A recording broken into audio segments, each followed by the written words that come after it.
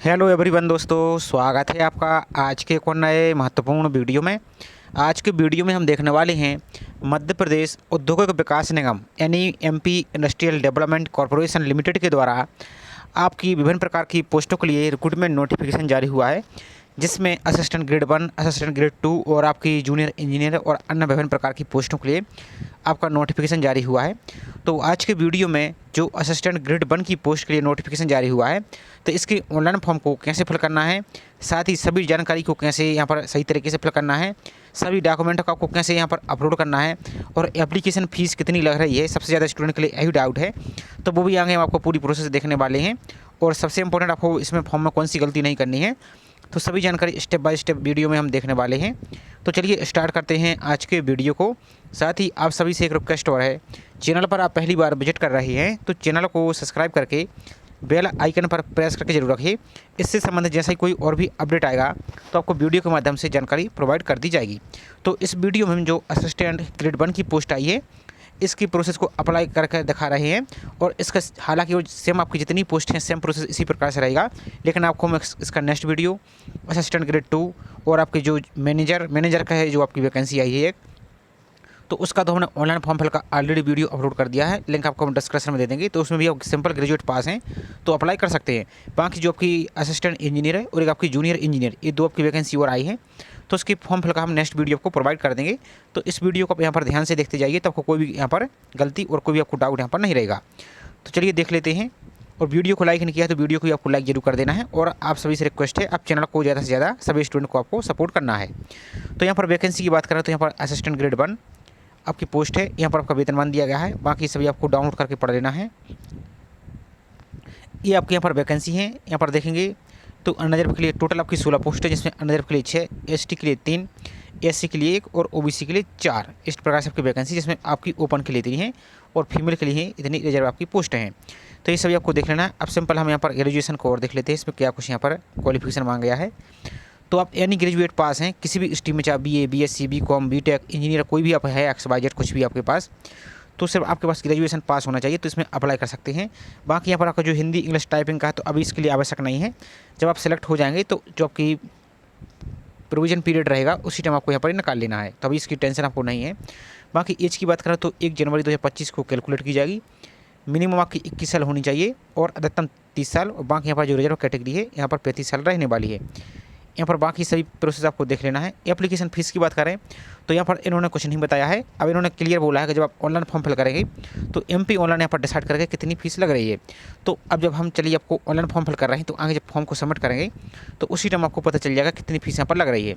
तो online form fill करने के लिए आप इस फॉर्म को अपने मोबाइल से फिल कर सकते हैं और लैपटॉप पर पीसी यूज करें तो उससे भी फिल कर सकते हैं। प्रोसेस अब यहाँ की सेम रहने वाली है।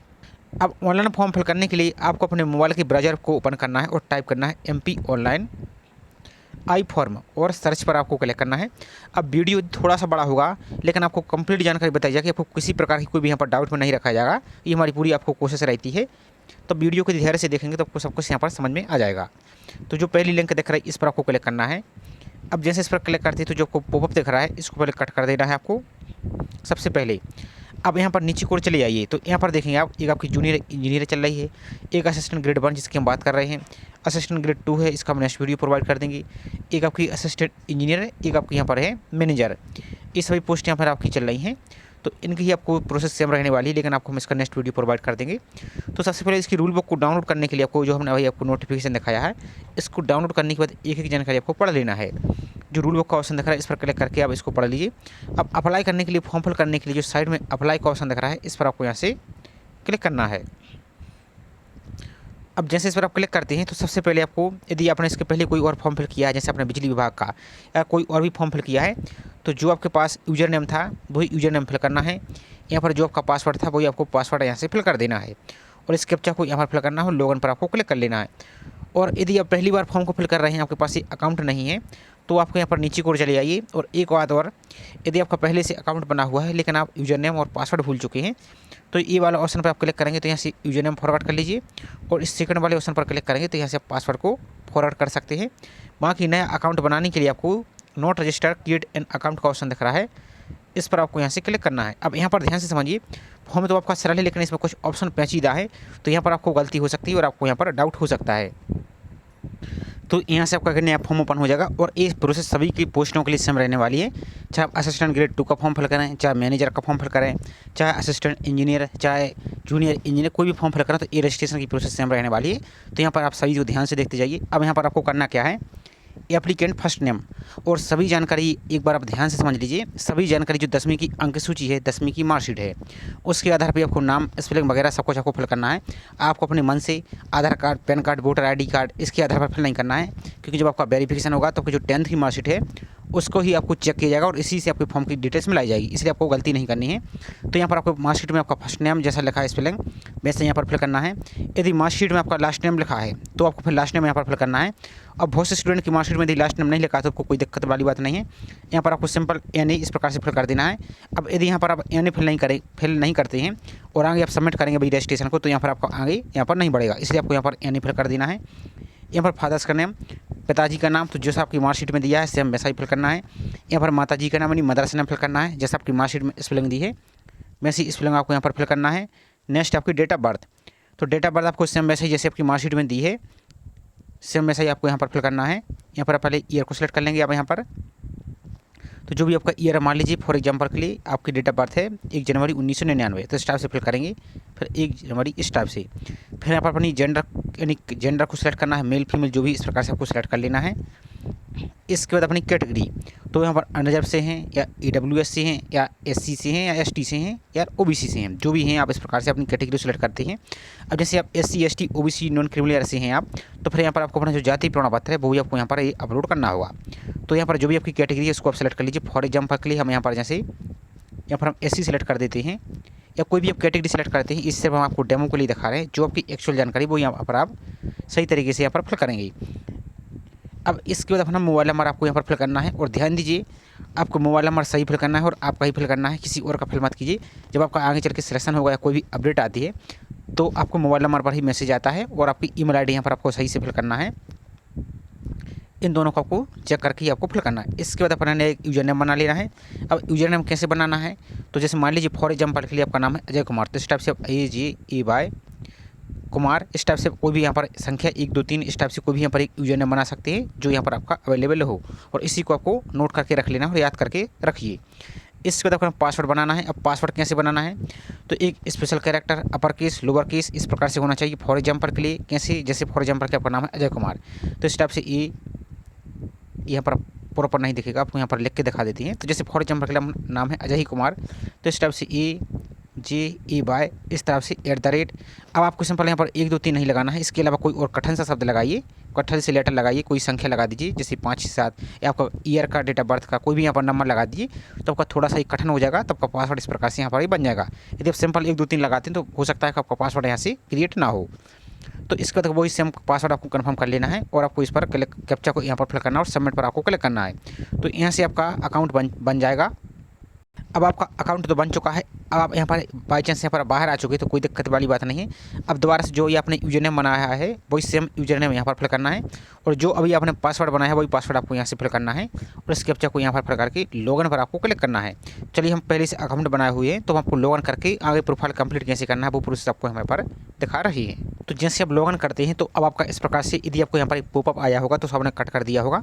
अब जैसे आप कट करते तो यहाँ पर आपका डैशबोर्ड दिखेगा। अब यहाँ पर आप ध्यान से देखिए, आपको ये भूलना नहीं है यदि आप इसका एग्जाम दे रहे हैं, क्योंकि जब आपका एग्जाम आता है तो यहाँ पर देख सकते हैं स्कोर कार्ड भी आपको यहीं पर दिखेगा, आपकी आंसर की भी यहाँ पर दिखेगी। अब आपको पहले प्रोफाइल कंप्लीट करनी होगी, तो यहाँ पर जो प्रोफाइल सेक्शन का ऑप्शन दिख रहा है इस वाले ऑप्शन पर आपको यहाँ से क्लिक करना है। अब जैसे आप उस पर क्लिक करते हैं तो अब आपका प्रोफाइल पंजीयन आपका इस प्रकार से इतने स्टेप में यहाँ पर कंप्लीट होने वाली है। तो यहाँ पर देखिए आपका नाम, तो यहाँ पर हमने पर्सनल जानकारी यहाँ पर अभी हमने रिमूव कर दी है।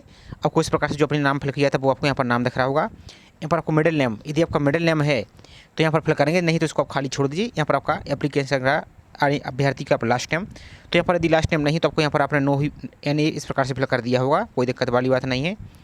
इसके बाद अभ्यर्थी का फुल नाम यहाँ पर हिंदी में, फुल नेम हिंदी में, तो जो आपका नाम है सेम नाम आपको यहाँ पर हिंदी में फिल करना है। यदि मोबाइल से फिल कर रहे हैं तो आपको कोई दिक्कत ही वाली बात नहीं है। अब इस प्रकार से कीबोर्ड को इस प्रकार से फिल कर लेंगे।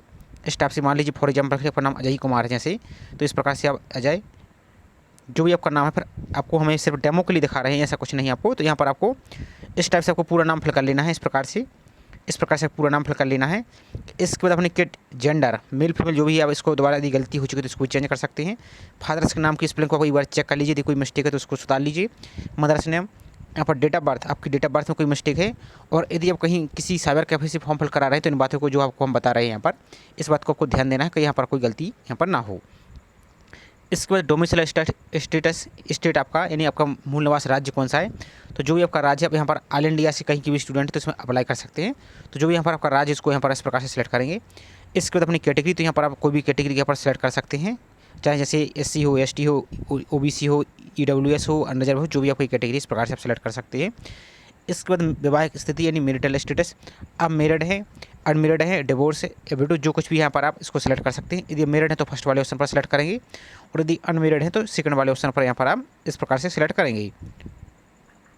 इसके बाद नेक्स्ट देखिए, यदि आप मेरिट पर सिलेक्ट करते हैं यहाँ पर, जैसे मेरिट पर, तो फिर यहाँ पर आपको स्पोज नाम यानी पत्नी का नाम, यदि आप फीमेल है तो फिर पति का नाम, जीवित बच्चों की संख्या, ये सब कुछ आपको यहाँ पर ही फिल करना होगा। उसके बाद आपको नीचे को चले आना है। अब यहाँ पर ध्यान से देखना है आपको, स्पेशल एबल्ड डिटेल्स, आप यदि 40% या इसके दिव्यांग हैं तो फिर यहाँ पर आपको यस करना है। फिर जैसे आप यस करते हैं तो यहाँ पर आपको फिर कैटेगरी सेलेक्ट करनी है, या तो आप विजुअल हैं, या हेयरिंग हैं, या लोकोमोटरी हैं, या मल्टीपल डिसेबिलिटी, जो कुछ भी आपको यहाँ पर है उस प्रकार से आपको यहाँ पर सिलेक्ट करना होगा। यदि नहीं तो आपको यहाँ पर नो पर इस प्रकार से क्लिक करना है, और सेव एंड नेक्स्ट पर आपको सिंपल क्लिक कर देना है। इसके बाद आता है नेक्स्ट आपका कॉन्टैक्ट डिटेल का। तो यहाँ पर आपको प्रेजेंट एड्रेस यानी वर्तमान पता पूरा फिल करना है, नाम, building number, street, colony, apartment, landmark, जो कुछ भी है, कंप्लीट एड्रेस आपको फिल कर देना है। इसके बाद स्टेट, तो आपका जो भी राज्य इस प्रकार से सिलेक्ट करेंगे। यदि मध्य, यहाँ पर आपका जो भी राज्य इस प्रकार से आप सिलेक्ट कर सकते हैं। जैसे मान लीजिए मध्य प्रदेश के बाहर के हैं तो आप अपने मध्य प्रदेश के बाहर को जो भी आपका राज्य इस प्रकार से सिलेक्ट करेंगे। फिर आपके अपने स्टेट का यहाँ पर जिला आ जाएगा, इसी प्रकार से जो भी है। इसके बाद अपना राज्य यहाँ पर, जैसे फॉर एग्जाम्पल के लिए मध्य प्रदेश के तो मध्य प्रदेश, यहाँ पर आपका जिला, तो जो आपका जिला है इस प्रकार से आपको जिला को सिलेक्ट कर लेना है। इसके बाद सिटी या तहसील का नाम फिल करिए। उसके बाद यहाँ पर पिन कोड, तो जो भी आपका पिन कोड ये फिल कीजिए। अब यहाँ पर नेक्स्ट है आपका परमानेंट एड्रेस, ये हुआ आपका वर्तमान पता जहाँ पर आप अभी रह रहे हैं, और ये हुआ आपका परमानेंट एड्रेस। और यदि आपका प्रेजेंट एड्रेस और परमानेंट एड्रेस सेम है तो इस वाले ऑप्शन पर टिक कीजिए, तो ऊपर वाला ऑटोमेटिक नीचे वाला यहाँ पर फिल हो जाएगा। और यदि आपका अलग अलग है, प्रेजेंट एड्रेस अलग है और परमानेंट एड्रेस अलग है, तो यहाँ पर फिर अलग अलग फिल कर दीजिए। उसके बाद आपको नीचे को चले आना है, यहाँ पर आपको वही रहेगा। इसके बाद यदि आप मोबाइल नंबर में कोई मिस्टेक हो चुकी है तो उसको चेंज करना चाहते हैं तो यहाँ पर चेंज कर सकते हैं अभी। इसके बाद ईमेल आईडी को भी चेंज कर सकते हैं, और उसके बाद आपको सेव एंड नेक्स्ट पर आपको सिंपल यहाँ से क्लिक कर देना है। इसके बाद आता है नेक्स्ट सबसे मोस्ट इंपॉर्टेंट, एजुकेशन क्वालिफिकेशन। अब यहाँ पर आपको करना क्या है, ध्यान से समझिए। 10th से लेकर आपको सभी जानकारी फिल करनी है। इसके बाद सबसे पहले आपको हाई स्कूल, इसके बाद एग्जामिनेशन का नाम, तो यहाँ पर 9th 10th जो भी आपको आ रहा है इसको सेलेक्ट करना है। इसके बाद सब्जेक्ट नेम, तो यहाँ पर 10th में वैसे आपका बेसिक सब्जेक्ट तो कुछ होता नहीं, तो आपको ऑल जनरल सब्जेक्ट को सिलेक्ट करना है। सिलेक्ट टाइप, आप रेगुलर थे या प्राइवेट थे, आपको रेगुलर इस प्रकार से क्लिक करना है। आपने 10th किस बार से पास किया है वो 10th यहाँ पर ईयर लिखना है। किस बोर्ड से आपने पास किया है, जैसे आप MP बोर्ड के हैं तो इस प्रकार से MP बोर्ड भोपाल इस टाइप से फिल करेंगे। आपका CBSE है, अदर स्टेट बोर्ड के हैं, जो भी आपका है वो फिल करेंगे। इसके बाद पासिंग सिस्टम क्या था, आपका मार्क्स सिस्टम था या CGPA था। यदि आपका जैसे CGPA सिस्टम था फिर CGPA सेलेक्ट करेंगे, और यदि मार्क्स सिस्टम था तो मार्क्स सिस्टम पर सिलेक्ट करेंगे। यहाँ पर 10th का आपको रोल नंबर फिल करना है। यहाँ पर आपको यहाँ पर 10वीं का रोल नंबर फिल करना है। ऑप्टेन मार्क, आपको कितने मार्क्स प्राप्त हुए हैं, या CGPA था तो कितने पॉइंट आपको प्राप्त हुए हैं वो फिल करना है। टोटल मार्क कितने थे, मान लीजिए फॉर एग्जाम्पल के लिए आपके ऑप्टेन मार्क आपको प्राप्त हुए हैं कितने, 400। आपका सिस्टम कितना था, यहाँ पर टोटल मार्क्स पॉइंट कितना था, मान लीजिए 600। तो इस टाइप से आपको आ जाएगा। यहाँ पर आपको परसेंटेज, आपको अब इनमें से आपको कैलकुलेटर में जाकर आपको परसेंटेज को कैलकुलेट करके यहाँ पर परसेंटेज फिल करना है। मान लीजिए फॉर एग्जाम्पल के लिए आपके 80% आते हैं, और यहाँ पर कुछ भी हो सकते हैं, हम बिना कैलकुलेट कर ही आपको फिल करके दिखा रहे हैं। लेकिन आपको फिल कैसे करना है यहाँ पर ध्यान से समझिए। जैसे मान लीजिए फॉर एग्जाम्पल के 80 आ रहे हैं तो सिंपल आपको 80 नहीं लिखना है, दशमलव पॉइंट लगाना है आपको, और 00 इस प्रकार से फिल करना है। यदि ऐसा नहीं करते तो आपका यहाँ पर ऐड नहीं होगा। ध्यान से देखिए, इस प्रकार से फिल करना है। जैसे मान लीजिए आपके 80 या कोई भी है, उसके बाद आपको पॉइंट में यदि आपके आगे कुछ यहाँ पर सम नंबर है, जैसे मान लीजिए 1 2, तब तो आपको कोई दिक्कत वाली बात नहीं। या सिंपल आपकी सिर्फ आपकी 80 हैं, 60 हैं, इस टाइप से, तो यहाँ पर कोई भी यहाँ पर फिर आपको यहाँ पर 00 इस प्रकार से फिल करना होगा। उसके बाद आपको यहाँ पर ऐड वाला जो ऑप्शन दिख रहा है इस पर आपको क्लिक करना है, तो यहाँ से आपकी 10th की जानकारी ऐड हो जाएगी। इसी प्रकार से आपको 12th की जानकारी ऐड करनी है। इसी प्रकार से आपको 12th की जानकारी इंटरमीडिएट पर सिलेक्ट करना है, यहाँ पर स्ट्रीम को सिलेक्ट करना है। इसके बाद सब्जेक्ट आपको कौन सी स्ट्रीम से यहाँ पर पास हुए हैं 12th, यहाँ पर आपको एग्रीकल्चर, आर्ट जो भी आपका सब्जेक्ट है, साइंस, होम जो भी आपको है, इस प्रकार से आपको सिलेक्ट करना है। मान लीजिए फॉर एग्जाम्पल के लिए फाइन आर्ट से हैं, या साइंस बायोलॉजी से हैं, या मैथ से हैं, जो भी आपको इस प्रकार से सिलेक्ट करेंगे। इसके बाद वही आपका प्राइवेट है रेगुलर जो भी उसको सेलेक्ट करना है। पासिंग ईयर आपने 12th किस वर्ष पास किया है वो 12th की जानकारी फिल करना है। बोर्ड का नाम MP बोर्ड या जो भी आपका बोर्ड है वो मार्क सिस्टम आपको क्या था, रोल नंबर आपको 12th का, ऑप्टन मार्क कितने प्राप्त हुए हैं, टोटल मार्क कितने थे और परसेंटेज और 8 पर आपको यहाँ से इस प्रकार से क्लिक करना। इसको जैसे भी ऐड करते हैं तो यहाँ पर नीचे को देखते जाएंगे आप तो 10th की जानकारी 12th की जानकारी ऐड होती जाएगी। यदि कोई मिस्टेक है तो साइड में देखिए वो एक रिमूव का ऑप्शन आपको दिख रहा होगा ब्लू कलर में। अब यहाँ पर कुछ पर्सनल जानकारी पहले से ऐड है तो हम आपको वो नहीं दिखा रहे हैं, लेकिन आप देखेंगे तो आपको दिख रहा होगा। तो पर साइड में एक ब्लू कलर का ऑप्शन दिख रहा होगा रिमूव का। यदि कोई जानकारी मिस्टेक हो जाती है तो रिमूव पर क्लिक कीजिए, फिर दोबारा से आपको ऐड करना है। लेकिन ऐड कैसे करना है, पहले 10th की, फिर 12th की, फिर ग्रेजुएशन की, इसी क्रम से आपको फिल करना है। इसके बाद यहाँ पर दोबारा से आपको ग्रेजुएशन की जानकारी आपकी पोस्ट ग्रेजुएशन लेवल की है तो यहाँ पर ग्रेजुएशन को सिलेक्ट करना है। जैसे आपने 12th किया था, इसके बाद स्नातक। अब स्नातक में आप क्या किए हैं, यहाँ पर आपकी अलग अलग स्ट्रीम आपको देखने को मिल जाएगी। इस टाइप से आपको जो भी है यहाँ पर आपको देखने को मिल जाएगी। तो कोई भी यहाँ पर जो भी आपकी एजुकेशन क्वालिफिकेशन है वो यहाँ पर आपको सही तरीके से देख के यहाँ पर आपको फिल करना है। इस टाइप से आपको जो भी है। इसका सब्जेक्ट तो आपको कोई भी कौन सी यहाँ पर स्ट्रीम रही है, जो भी आपकी स्ट्रीम रही इस प्रकार से आप सिलेक्ट कर देंगे। यहाँ पर वही रेगुलर या प्राइवेट जो भी था इस प्रकार से सिलेक्ट करेंगे। ग्रेजुएशन आपकी किस वर्ष कंप्लीट हुई है, पासिंग ईयर, इस प्रकार से। अब यहाँ पर अपनी यूनिवर्सिटी का नाम फिल करना है। यहाँ पर बोर्ड का नाम की जगह आपका जो यूनिवर्सिटी है वो नाम फिल करना है। वही आपका पासिंग सिस्टम क्या था, मार्क्स था या CGP सिस्टम था वो फिल करना है। यहाँ पर रोल नंबर फिल करना। अब मान लीजिए यदि आपका CGP सिस्टम था तो फिर CGP इस टाइप से फिल करेंगे। पर यहाँ पर आपको रोल नंबर और ऑप्टन मार्क या पॉइंट कितने प्राप्त हुए। मान लीजिए आपका 10 पॉइंट सिस्टम था तो मान लीजिए आपको ग्रेड पॉइंट कितने प्राप्त हुए, 8 प्राप्त हुए हैं 10 में से।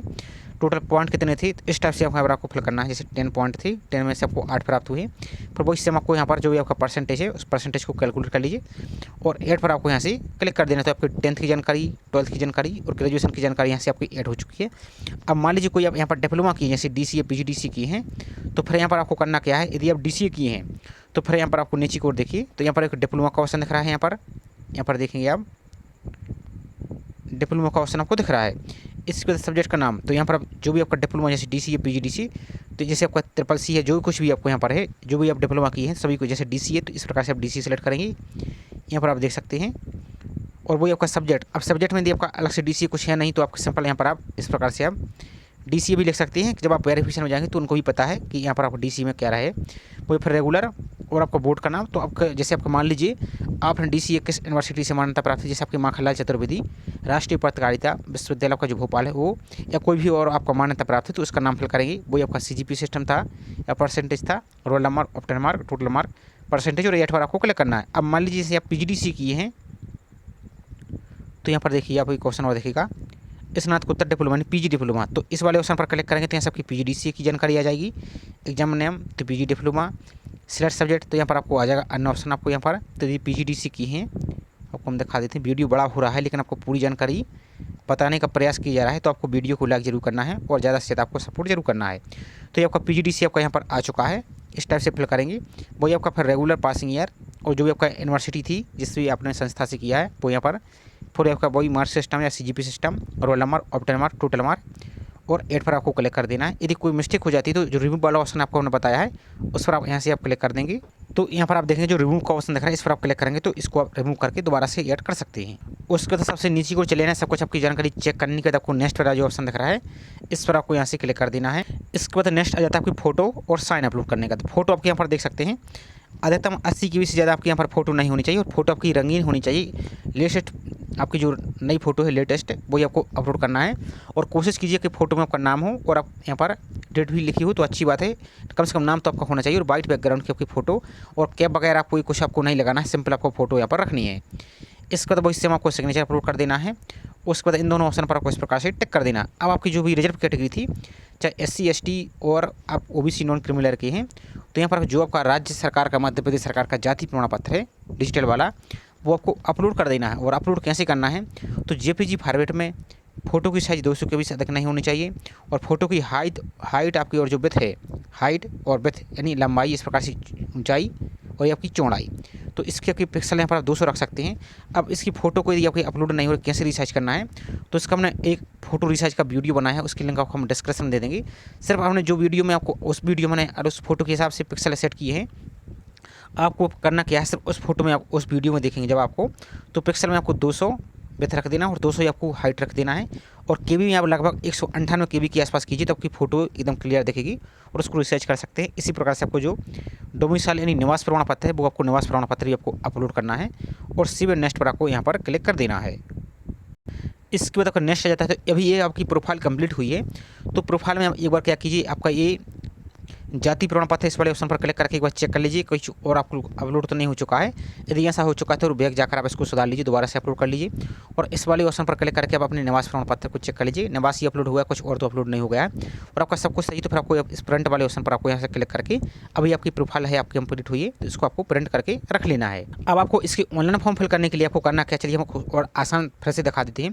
तो सिंपल आपको जो लॉगआउट वाला ऑप्शन दिख रहा है इस पर आपको क्लिक करना है। तो यहाँ से पहले आप लॉगआउट हो जाइए।